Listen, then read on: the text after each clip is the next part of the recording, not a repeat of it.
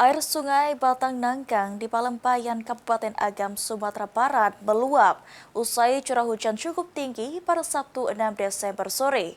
Hal ini menyebabkan jembatan darurat yang dibangun warga, TNI dan Polri di bawah arus.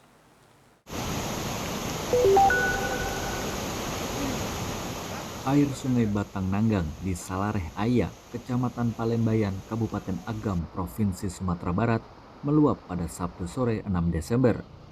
Peristiwa itu menyebabkan jembatan darurat yang dibangun TNI, Polri, dan warga hanyut terbawa luapan sungai. Tingginya curah hujan juga memaksa dilakukan penutupan jalan menuju Koto Alam Palembayan oleh Satuan Lalu Lintas Polres Agam.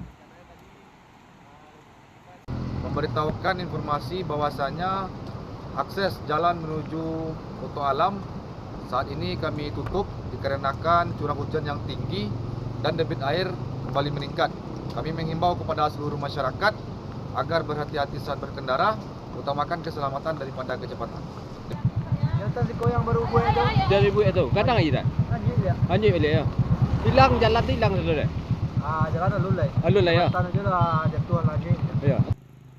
Hingga berita ini diturunkan, belum ada laporan korban jiwa atas meluapnya sungai Batang Nanggang.